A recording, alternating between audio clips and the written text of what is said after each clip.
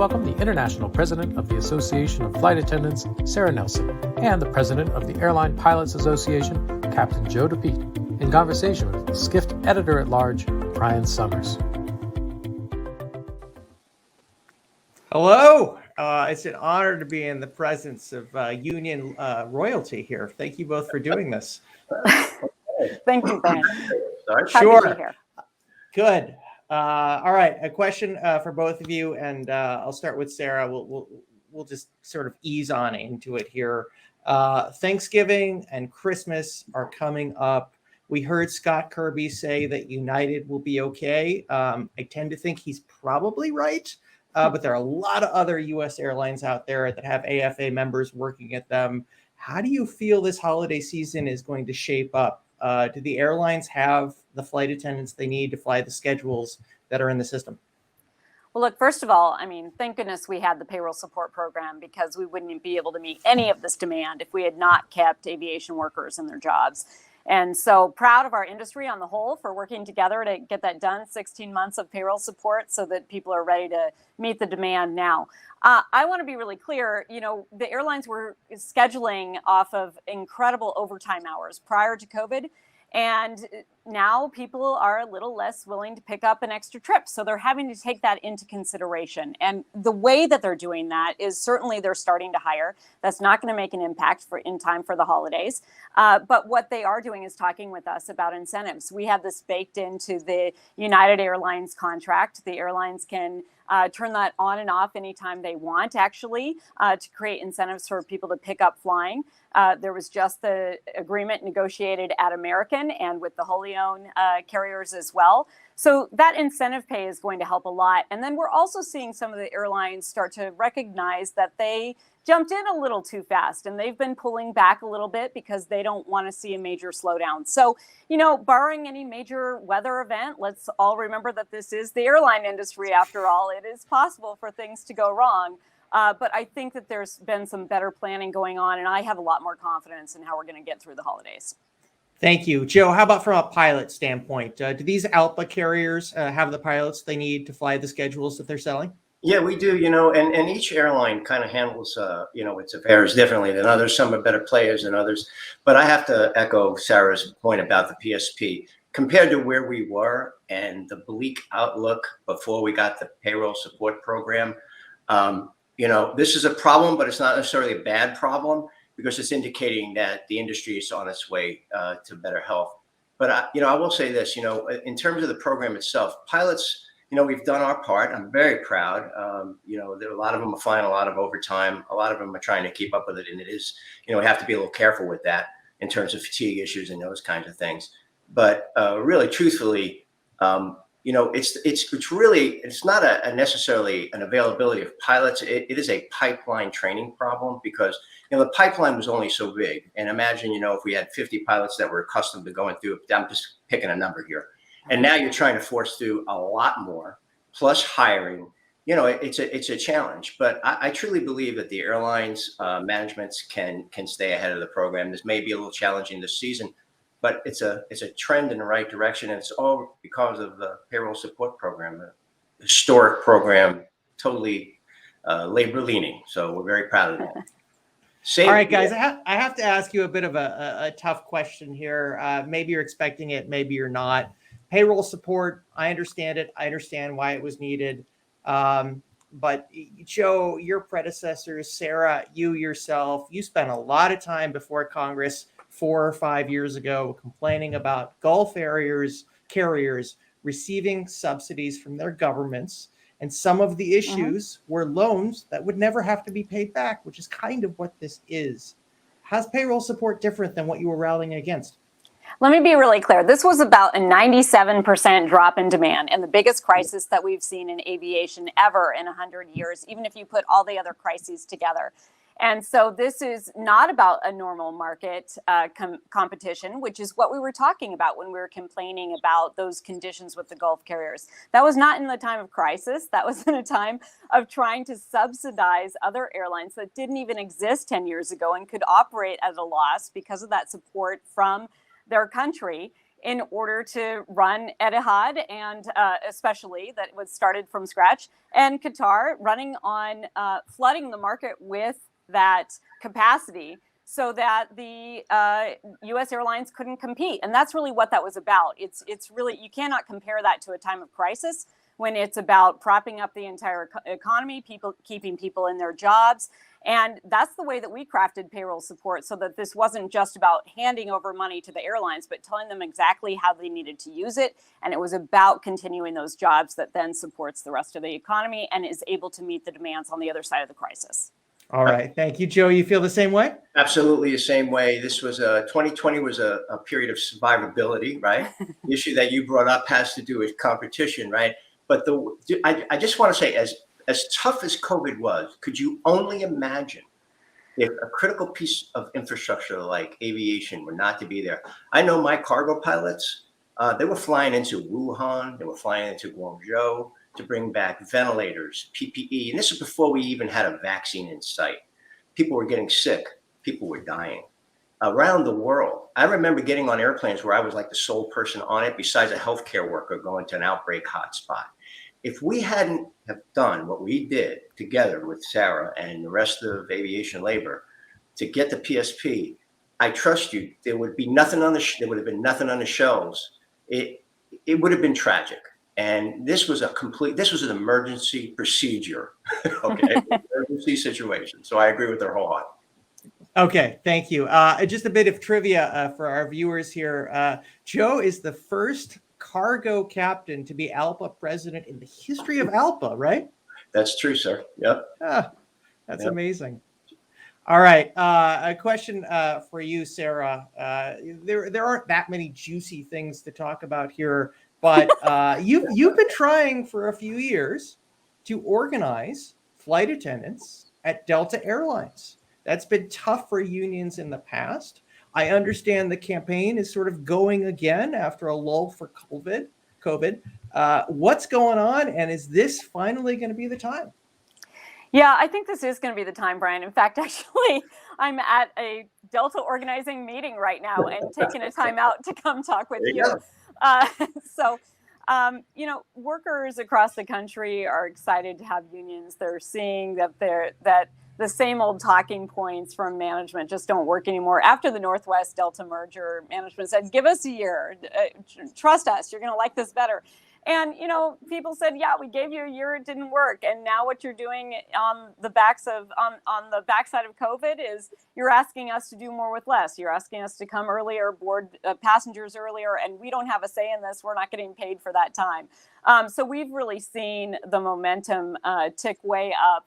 And people are also, they also saw what Delta did during COVID. I mean, when we were talking about the payroll support program, the one issue that Delta did not want to agree to, they were willing to cap their own pay and ban stock buybacks, but they were not willing to just agree to follow the law and not spend any government dollars on union busting.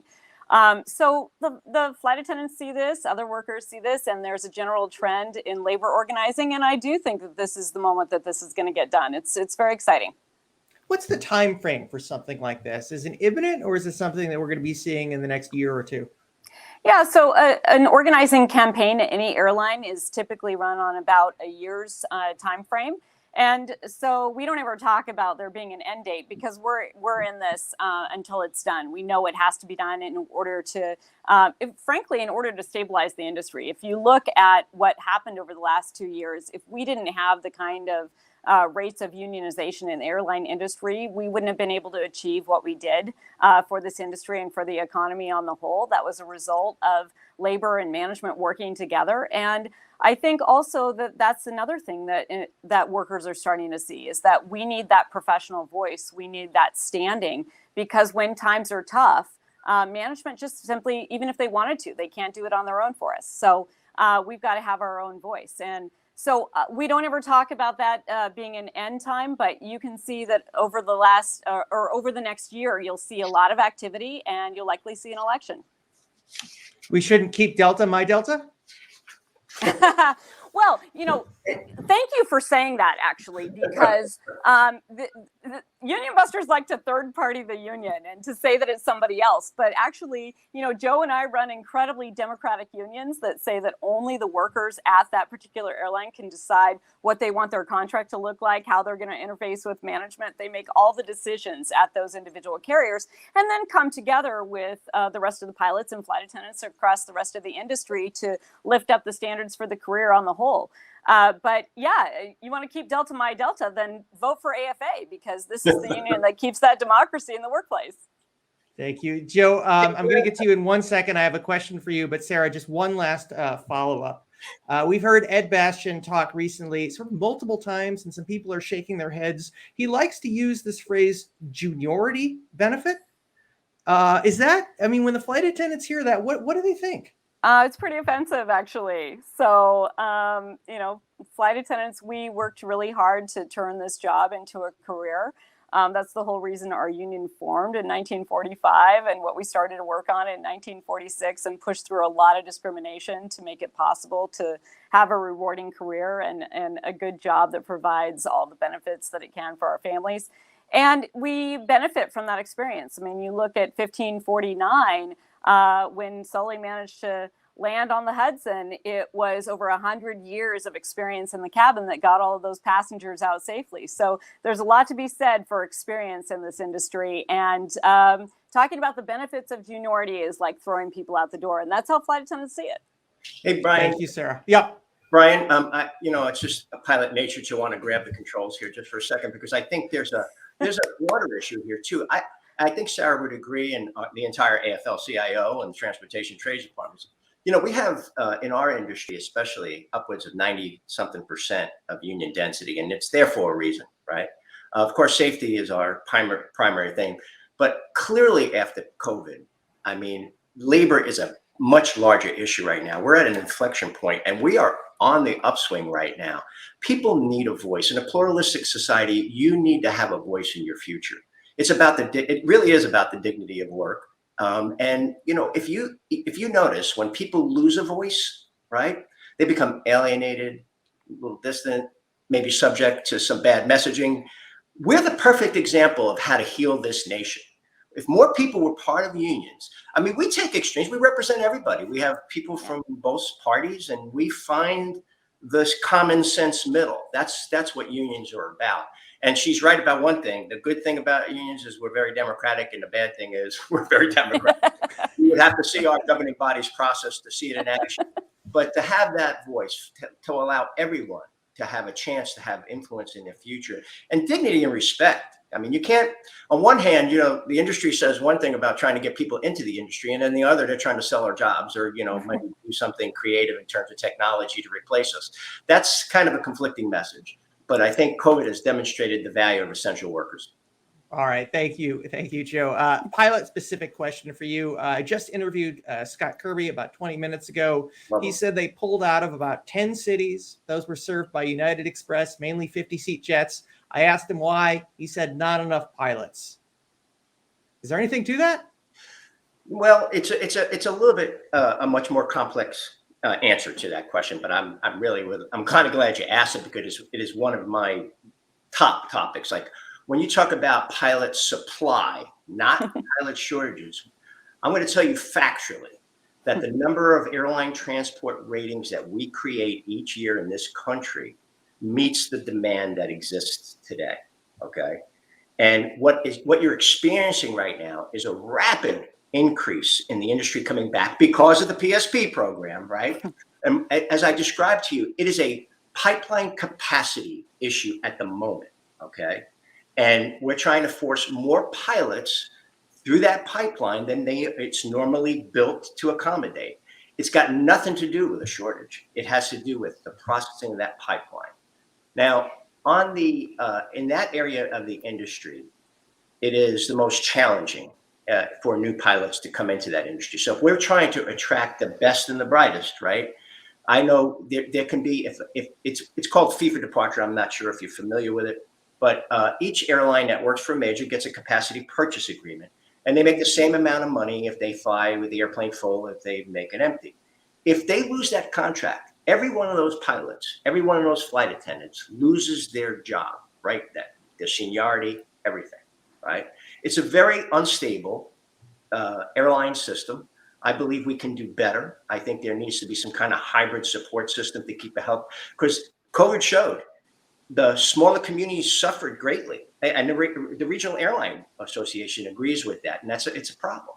You don't exacerbate a downturn by losing service to small communities, but it's a much more complex situation than that. But it is due to the demand that we're seeing, which is a good thing, and we just need time to respond.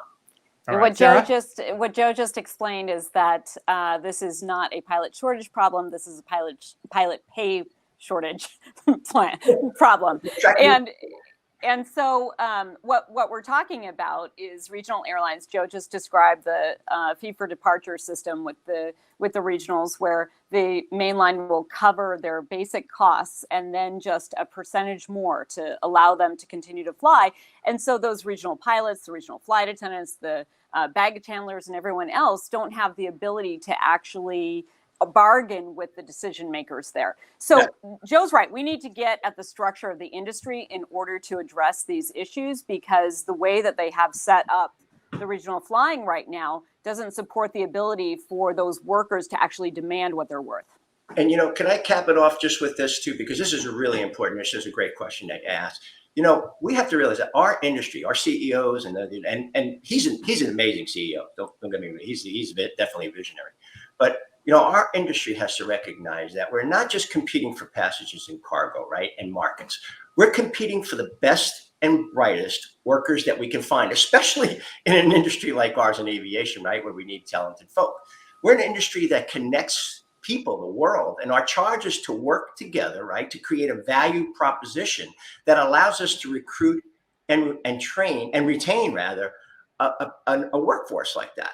And that's not easy to do. So you have to be consistent with the way we talk about. All right, Joe, it's 2021, right? Yep. I get on all these airplanes. It's not as bad as it used to be. Most of the time, it's going to be two middle-aged white dudes sitting up there. How do you fix that? Oh, hey, I'll tell you how you fix it. Yeah. Because I'm the first president at the Airline Pilots Association in the history of the association. In 2019, I created a presidential committee for diversity and inclusion. That was way before George Floyd, right? I knew all along through my years here, I have a wife that's a pilot. I have a daughter who's a pilot, right? And it's been a pet peeve of mine for a really long time. We have low numbers when it comes to women and other races and socioeconomic, folks from different socioeconomic conditions. We have a professional development group that consists of an education committee, a leadership committee, and a membership committee, all focused. We signed letters of agreement with universities to get more people into this industry, right? I just went and visited a day school with 5-year-olds. That was really interesting. I'm not even talking to university students now. I'm starting in the formative age when I see little girls looking up at me thinking, okay, this is a possibility, right? So on one hand, we're trying to get more people interested and show that we're a welcoming profession.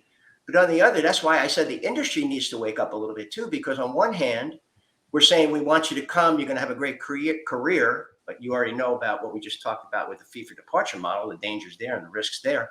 But also with the fact that let's look at single pilot operations, right? Which we know the public does not want, which there isn't a level of artificial intelligence enough to replicate a human, but yet we want to go there. So here's the message from the industry. Come on in, the water's great, and we're gonna get rid of you as soon as we can with technology. And I think it's the wrong message. It's the wrong message. We need Sarah, I agree with Joe. Let me just say, no flight attendant's going to work a flight where we don't have two pilots in the flight deck. But also, let's just recognize it's more likely today because of conditions across the country. You can look at in the charts and see that this is true.